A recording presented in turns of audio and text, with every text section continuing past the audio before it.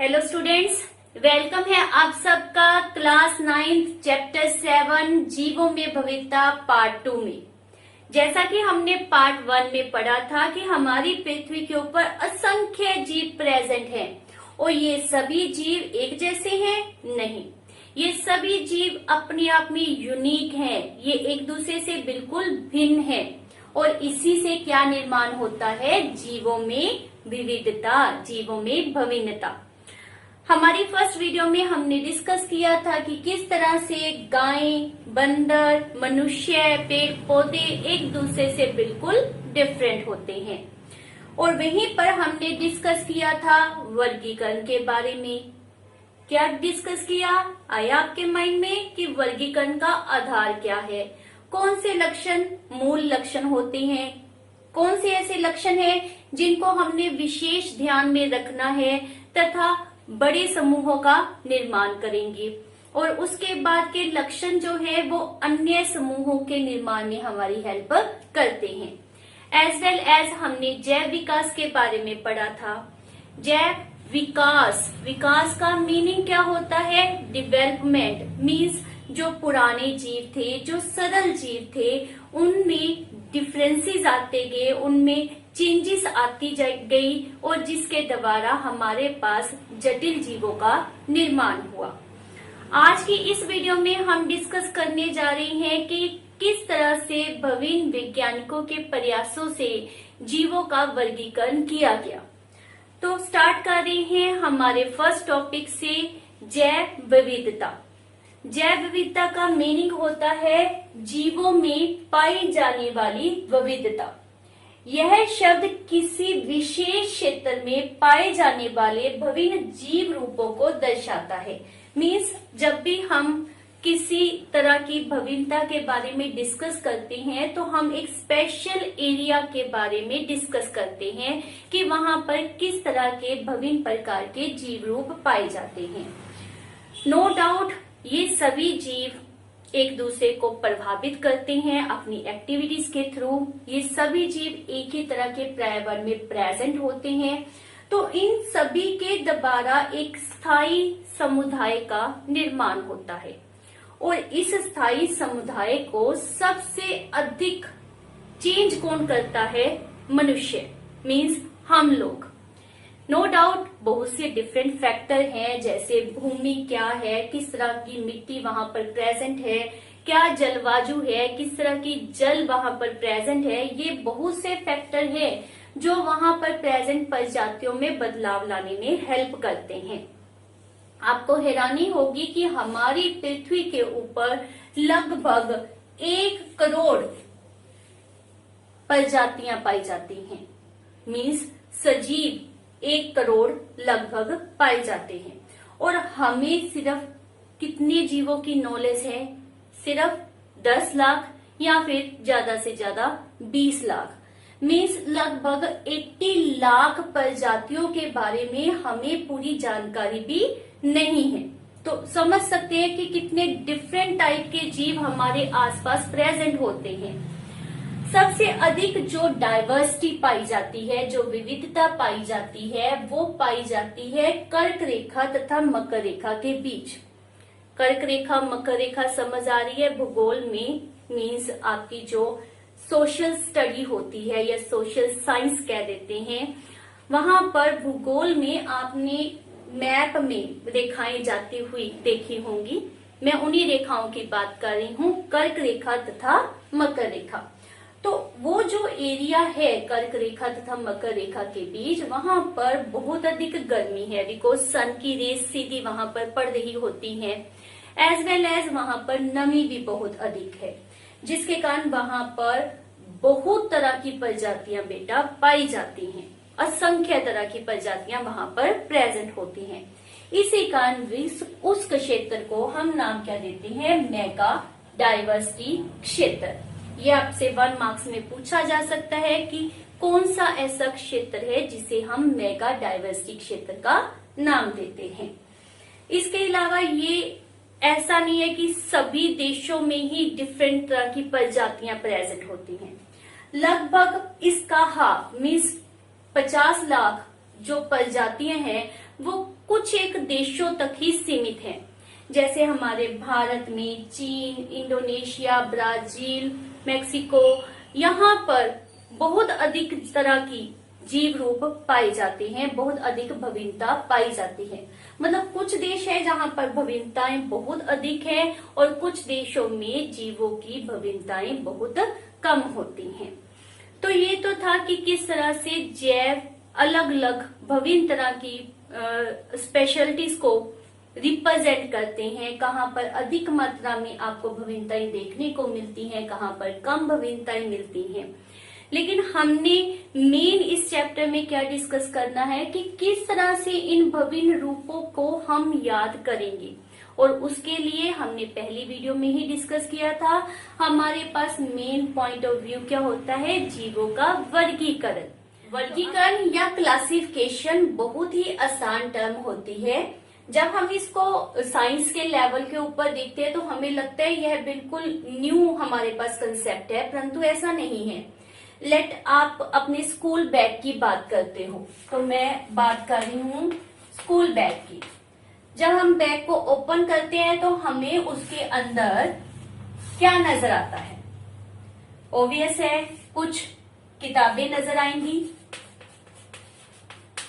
उनकी रूप रेखा रचना आपको पता है थोड़ी सी या बहुत लेवल पर डिफरेंट होगी फ्रॉम द कॉपीज। जैसे इसमें ऑलरेडी प्रिंटेड मटेरियल होगा, देखने पर ही हमें पता चल जाएगा, और ये हमारे पास हैंड रिटन होगी या फिर बिल्कुल खाली होंगी, है ना। जो किताबें हैं अगर हम उनकी फर्दर वर्गीकरण करेंगे तो हम कहेंगे कि उसमें डिफरेंट टाइप्स बुक्स हैं। लेट उसमें साइंस की बुक है,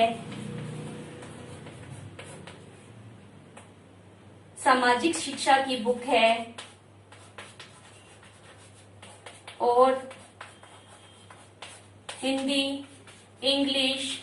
तो इस तरह से हमारे पास डिफरेंट क्लासिफिकेशन हो जाएगी। उसी प्रकार से हमारे पास कॉपीज में भी वर्गीकरण हो सकता है कि यह हमारी रफ कॉपी है, यह हमारी फेयर कॉपी है। फर्दर फेयर कॉपीज में हमारे पास वर्गीकरण हो जाएगा कि यह एसएस की है, यह साइंस की है, यह हिंदी की है, इंग्लिश की है। तो उनका डिफरेंट लेवल के ऊपर वर्गीकरण हो जाएगा।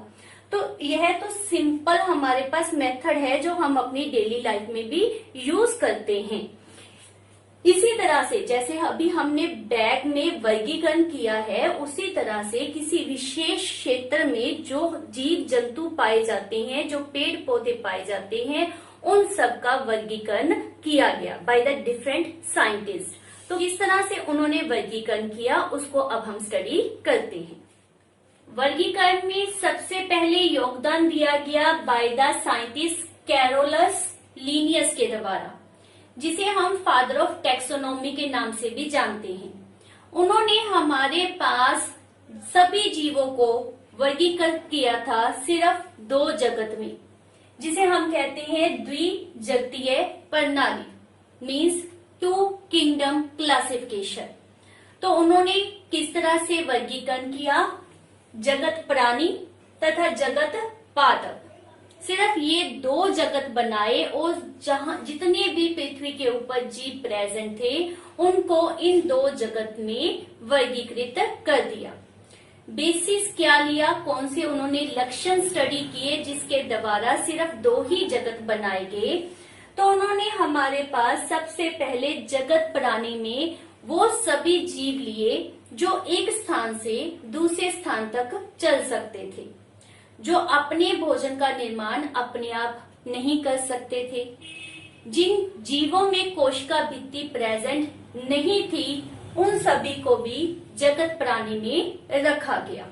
जबकि पादप जगत में वो सभी प्राणी प्रेजेंट थे जिनमें कोशिका भित्ति होती है, जिनमें क्लोरोफिल नामक पिगमेंट या वर्णक पाया गया, जिसके कारण वे अपना भोजन आप बना सकते थे। और वे भी जीव इसी जगत में आते हैं जो एक स्थान से दूसरे स्थान तक मूव नहीं कर सकते थे, मतलब वो अपनी जगह पर स्थिर पाएंगे। तो इन लक्षणों के बेसिस के ऊपर कैरोलस लिनियस के द्वारा द्विजगतीय प्रणाली का निर्माण किया गया। लेकिन फर्दर एंड फर्दर आपको पता है जैसे जैसे डिस्कवरीज होती जाती हैं हमारे पास बहुत से नए जीवों की खोज हुई। तो बहुत से ऐसे जीव वहां पर डिस्कवर हुए जिनमें या तो दोनों ही गुण पाए गए, मीन्स प्राणी जगत तथा पादप जगत दोनों के ही गुण उन जीवों में प्रेजेंट थे। जैसे हमारे पास एग्जांपल है युगलीना की। युगलीना में ऐसे बहुत से गुण थे जो कि प्राणी जगत तथा पादप जगत दोनों से मैच करते थे। सो हम नहीं समझ पाए कि अब इसको किस ग्रुप में किस जगत में रखना चाहिए। एज वेल एज विषाणु, ये ऐसे जीव थे जिनमें ना तो कोई लक्षण प्राणी जगत का था और ना ही यह दूसरे पादप जगत में आ सकते थे, मीन्स दोनों के ही गुण इसमें नहीं पाए गए। तो यहाँ पर हमारी मुश्किलें बढ़ गई। हमें जरूरत पड़ी दो जगतीय प्रणाली को आगे बढ़ाने की, जिसमें हमारी हेल्प की अर्नेस्ट हैक्कल के द्वारा, और उन्होंने सभी एक कोशिकीय जीवों के लिए एक नई जगत का निर्माण किया, एक नया जगत बनाया जिसका नाम रखा गया प्रोटिस्टा। फर्दर एंड फर्दर फिर डिस्कवरीज हुई, बहुत तरह के नए जीवों के बारे में पता चला और जिसके कारण बाय द कोपलैंड साइंटिस्ट के द्वारा एक नए जगत का निर्माण हुआ जिसमें सभी तरह के प्रोकैरियोटिक जीवों को रखा गया और उस जगत का नाम था मोनेरा। तो आप समझ सकते हैं कि जैसे जैसे फर्दर एंड फर्दर डिस्कवरीज होती गई हमारे पास 2 जगत से 3 जगत 4 जगत इस तरह से वर्गीकरण का लेवल भी बढ़ता गया।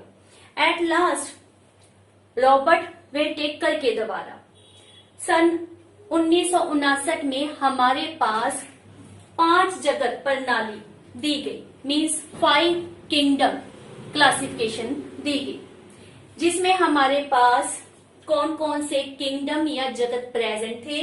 मोनेरा, प्रोटिस्टा, फंजाई, प्लांटी तथा एनिमिलिया। 5 जगत वर्गीकरण में मूलभूत लक्षण कौन कौन से लिए गए। फर्स्ट वन, कोशिकीय संरचना। जीव जो पाए जा रहे हैं उनमें एक कोशिका पाई जाती है या फिर वह बहुकोशिकीय है, इस बेसिस के ऊपर वह यहाँ पर अलग अलग तरह के जगत का निर्माण हुआ। सेकेंड वन होता है पोषण का स्रोत तथा तरीके, मीन्स ये जीव स्वपोषी है, अपना भोजन अपने आप बना रहे हैं, या विषम पोषी है, मीन्स अपने भोजन के लिए दूसरों के ऊपर निर्भर कर रहे हैं। इसके आधार के ऊपर यहाँ 5 जगत में विभिन्न प्राणियों को रखा गया। और लास्ट था शारीरिक संगठन। शारीरिक संगठन में हमारे पास किसी एक कार्य को करने के लिए एक ही प्रकार के अंग का उपयोग होता है या फिर अलग अलग प्रकार के अंगों का उपयोग होता है।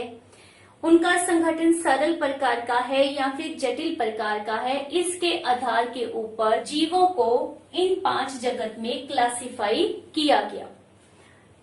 इसके बाद सन 1977 में कार्ल बोस के द्वारा लिटिल चेंजेस की गई। वो चेंजेस क्या थी, जो हमारे पास मोनेरा जगत था उसको फर्दर वर्गीकृत किया गया, उसे आर्किया बैक्टीरिया तथा यूवेक्टेरिया में बांट दिया गया, जो कि आज भी उपयोग में लाया जाता है। तो धीरे धीरे वर्गीकरण का लेवल जो है वो अधिक होता गया, उसको इंक्रीज किया गया ताकि ज्यादा से ज्यादा जिन जीवों की हम खोज कर चुके हैं उनको उनकी प्रॉपर जगह के ऊपर रखा जा सके। इस स्तर के ऊपर जीवों को उनके उप समूह में भी बांटा गया, जिसके लिए हमारे पास इस तरह की क्लासिफिकेशन को यूज किया गया, इस तरह के वर्गीकरण के तरीके को उपयोग में लाया गया। तो यह तरीका क्या है, पहले हम उसको स्टडी करते हैं। यदि हम जंतुओं के बारे में बात कर रहे हैं तो हमारे पास वर्गीकरण में सबसे अबव प्लेस किसका होगा, जगत का। जगत जो होता है वह डिफरेंट फाइलम से मिलकर बनता है। तो दूसरे नंबर पर हमारे पास क्या आता है, फाइलम। फाइलम फर्दर वर्ग से मिलकर बनता है और जो वर्ग होते हैं वह डिफरेंट टाइप के घन से मिलकर बनते हैं। घन जो होता है वह इन टर्न कुल से मिलकर बनता है और कुल में डिफरेंट टाइप के वंश इंक्लूड होते हैं और वंश फर्दर किससे मिलकर बनते हैं? जाति से। मीन्स सबसे बड़ी इकाई हमारे पास क्या है? जगत। और सबसे निम्न इकाई हमारे पास क्या आती है? जाति। यह मूलभूत इकाई है। इसको इंग्लिश में क्या नाम दिया जाता है? Kingdom, phylum, class, order, family, genus and species. आप इसको इस तरीके से भी याद कर सकते हो। यदि हमारे पास पादप की बात की जाती है, पेड़ पौधों के बारे में बात की जाती है, तो लिटिल चेंज है, जैसा कि आप देख ही रहे हो दोनों को। जगत जो होता है यहाँ पर डिफरेंट टाइप ऑफ डिवीजन से मिलकर बनता है। यहाँ पर दूसरी इकाई को हमने नाम क्या दिया? फाइलम का। और पादपों में हम नाम क्या देते हैं? डिवीजन का। अदरवाइज जंतु और पादप में जो हमारे पास वर्गीकरण किया गया है वह दोनों में एक जैसा ही पाया जाता है। यह आपके पास इम्पोर्टेंट प्रश्न होता है। आपके पास किसी भी तरीके से वैध जंतुओं में या पेड़ पौधों में किस तरह से उप समूह बने हुए हैं उनके बारे में पूछा जाता है। आपके पास यह भी प्रश्न पूछा जा सकता है कि वर्गीकरण में सबसे सर्वोच्च श्रेणी किसकी है? तो वह हमारे पास क्या है? जगत। और सबसे निम्न श्रेणी या फिर आधारभूत श्रेणी किसे लिया गया है? तो वह हमारे पास क्या होता है? जाति।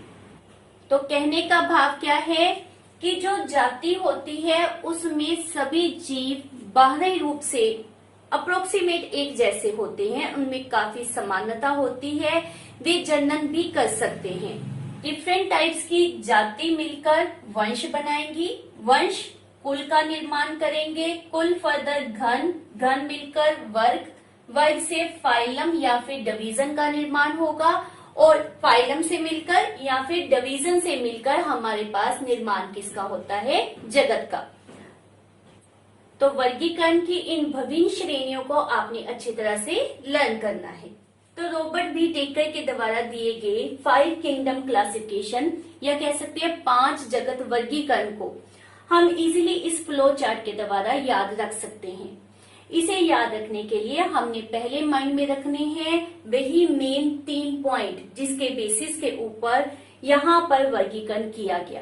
पहला है हमारे पास कोशिकीय संरचना, दूसरा पोषण के स्रोत तथा तरीके और थर्ड वन शारीरिक संगठन। इन तीनों के बेसिस के ऊपर हमारे पास जीवों को इस तरह से वर्गीकृत किया गया। तो सबसे पहले स्टार्ट कर रहे हैं जीवधारियों को प्रोक्रियोटी तथा यूक्रियोटी में बांटा गया। किस लिए? क्योंकि इनमें क्या मेजर डिफरेंस था? केंद्रक का। इनमें प्रारंभिक केंद्रक पाया गया और इनमें बाद में जो केंद्रक आए हैं, डेवलप हुए हैं, वह पाया गया। कहने का मीनिंग क्या है कि यहाँ पर जो केंद्रक होता है उसके अराउंड झिल्ली प्रेजेंट नहीं होती। बहुत से कोशिकांग भी झिल्ली के बिना ही होते हैं। तो यहाँ पर केंद्रक एज वेल एज कोशिकांग उनके अराउंड झिल्ली नहीं होगी, जबकि यूकरियोटिक में केंद्रक तथा कोशिकांग झिल्ली से घिरे हुए होते हैं। तो जहां पर प्रोक्रियोटी होते हैं मीन्स जहां पर झिल्ली रहित केंद्रक या कोशिकांग होता है, उसमें हमारे पास कौन सा जगत आ जाता है? मोनेरा, फर्स्ट जगत जो हमारे पास रॉबर्ट बी टेकर के द्वारा दिया गया था। यूकरियोटिक, अब यहाँ पर केंद्रक तो है ना, अब उसको फर्दर हमने 2 कैटेगरीज में डिवाइड कर दिया। किस बेसिस के ऊपर कि उसमें एक कोशिका है या एक से अधिक है। यदि उनमें एक कोशिका पाई गई तो उसे हम नाम क्या दे रहे हैं? एक कोशिकीय जीव। और यदि उनमें एक से अधिक कोशिका पाई जाती है जहां पर हर एक कोशिका का अपना एक विशिष्ट कार्य होता है, वहां पर श्रम विभाजन होता है, तो वहां नाम क्या जाता है हमारे पास? बहुकोशिक जीव। यदि वो यूकरियोटिक है एज वेल एज एक कोशिक है तो उसे हम नाम क्या देते हैं? प्रोटिस्टा। यह हमारा दूसरा जगत बन जाता है। यदि वह बहुकोशिक है तो फर्दर हम चेक क्या करते हैं उसमें कि उसमें कोशिका भित्ति प्रेजेंट है या फिर कोशिका भित्ति एब्सेंट है। यदि कोशिका भित्ति प्रेजेंट होती है तो उसके बाद भी अभी हमने यहाँ पर जगत का निर्माण नहीं करना, उसके बाद हम एक और फीचर देखेंगे कि वह स्वयंपोषी है या फिर विषमपोषी। मीन्स वह अपना भोजन अपने आप बना सकता है या फिर भोजन के लिए दूसरों पर डिपेंड करता है। यदि उनमें कोशिका भित्ति प्रेजेंट है तथा वह अपना भोजन अपने आप नहीं बना सकते, मतलब प्रकाश संश्लेषण वहां पर नहीं पाया जाता, तो उसे नाम देते हैं फंजाई का। ये मृत जीव होते हैं जो गले सड़े पौधों के ऊपर या जीव जंतुओं के ऊपर अपने भोजन के लिए निर्भर करते हैं। और यहाँ पर हमारा थर्ड जगत बन जाएगा जिसे नाम क्या दिया गया है, फंजाई का। मीन्स यहाँ पर प्रकाश संश्लेषण नहीं होगा, कोशिका भित्ति प्रेजेंट होगी, यह बहुकोशिक होंगे और यूकेरियोटिक के टाइप में काउंट होंगे। यदि यहाँ पर प्रकाश संश्लेषण की प्रक्रिया प्रेजेंट हुई, कोशिका भित्ति भी प्रेजेंट हुई, तो हम इसे नाम क्या देते हैं, प्लांट, जो हमारा फोर्थ जगत है और जिसके बारे में आप वेल नोन हो, है ना। नेक्स्ट है, यदि हम बहुकोशिक के ही फर्दर दो भाग किए थे, कोशिका भित्ति प्रेजेंट है या फिर कोशिका भित्ति एब्सेंट है। यदि प्रेजेंट होती है तो हमने उसके फर्दर दो कैटेगरीज में डिवाइड किया है। यदि कोशिका भित्ति उसमें एब्सेंट होती है तो उसमें हमारे पास कौन से जगत का निर्माण होता है, एनीमिलिया। तो यह बहुत ही सिंपल तरीके से हमारे पास 5 जगत में रूप रचना तैयार की गई बाय द रॉबर्ट विटेकर के द्वारा। आज के इस लेक्चर में हम मेन डिस्कस कर रहे हैं 3 जगत के बारे में। वो कौन से हैं, मोनेरा, प्रोटिस्टा तथा फंजाई। अब हम डिस्कस कर रहे हैं कि इनमें किस तरह के जीव पाए जाते हैं, क्या उनमें स्पेशल फीचर्स हैं, कौन सी इन जगत की उदाहरणें हैं। तो सबसे पहले स्टार्ट कर रहे हैं विद द मोनेरा। मोनेरा में हमारे पास जो जीव प्रेजेंट है वह सबसे प्राचीन जीव है। यह माना जाता है कि पृथ्वी के ऊपर पहले रहने वाले जीव जो हैं वो कौन से हैं, मोनेरा के। ये बहुत ही स्मॉल, बहुत ही सिंपल टाइप के प्रोकैरियोट से मिलकर बनते हैं। इनमें एक कोशिकीय जीव प्रेजेंट होते हैं। यह प्रोकैरियोटिक होते हैं, मीन्स इसमें जो केंद्रक है वो प्रारंभिक रूप का होता है, उसके अराउंड झिल्ली प्रेजेंट नहीं होती। इसी तरह से ही जितनी भी झिल्ली युक्त कोशिकांग होते हैं जैसे माइटोकॉन्ड्रिया, प्लास्टिड, गोल्जिकाएं, वो इनमें एब्सेंट होती हैं, वो इनमें प्रेजेंट नहीं होती हैं। कुछ मोनेरा के जीव ऐसे हैं जहां पर कोशिका भित्ति प्रेजेंट होती है, परंतु कुछ में कोशिका भित्ति एब्सेंट भी होती है। ये स्वयंपोषी भी हो सकते हैं और विषमपोषी भी हो सकते हैं। मीन्स कुछ जीव आपको ऐसे मिलेंगे जो अपना भोजन अपने आप बनाते हैं, परंतु बहुत से ऐसे जीव भी हैं जो अपने भोजन के लिए दूसरों पर निर्भर करते हैं। इसकी मेन उदाहरणें हमारे पास हैं cyanobacteria, mycoplasma as well as जीवाणु। साइनोबैक्टीरिया को नील हरित शैवाल भी कहा जाता है। आपको पहले भी मैंने बताया कि कार्ल बोस के द्वारा इस मोनेरा जगत को फर्दर 2 सब डिवीजन में बांटा गया था। वो कौन कौन सी थी, दैट इज आर्कीबैक्टीरिया तथा यूबैक्टीरिया।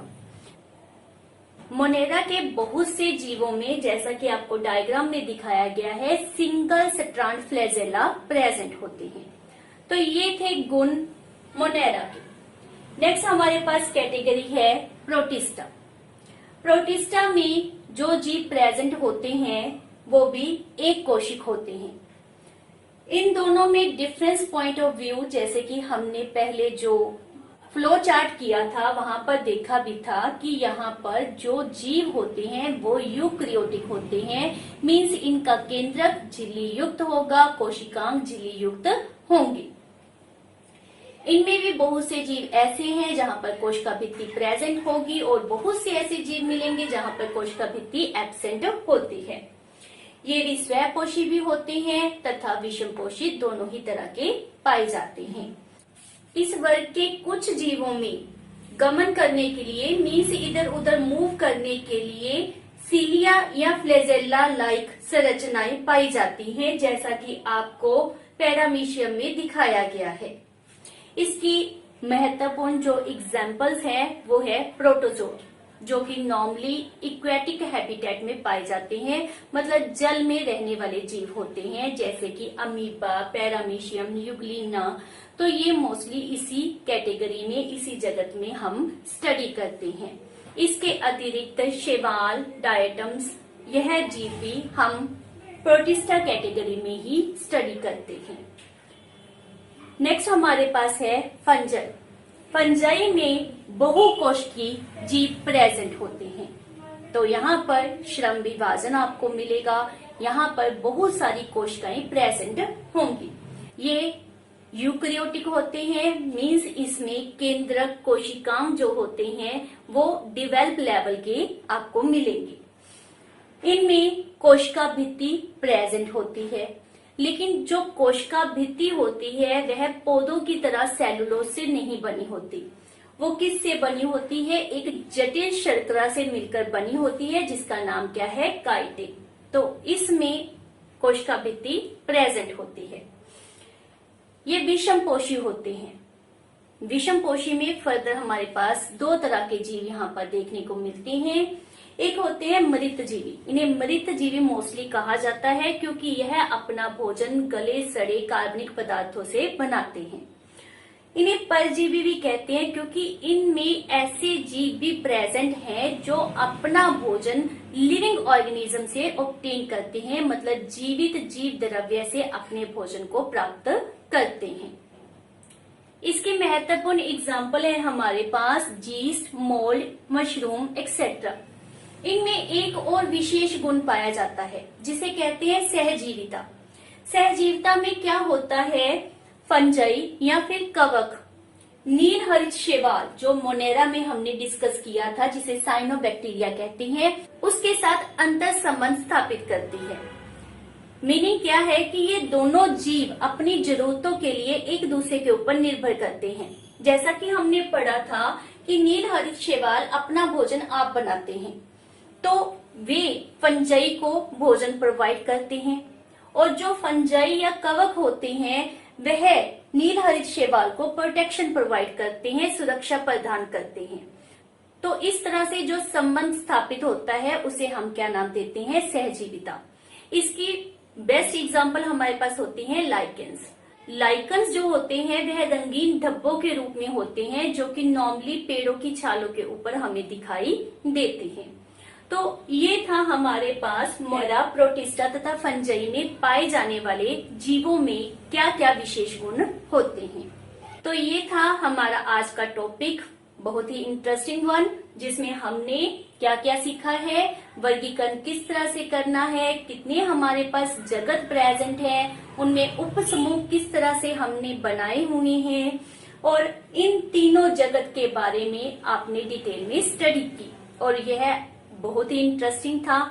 इसी तरह से हम फर्दर एंड फर्दर इस टॉपिक को कंटिन्यू रखेंगे। Thank you for watching my video.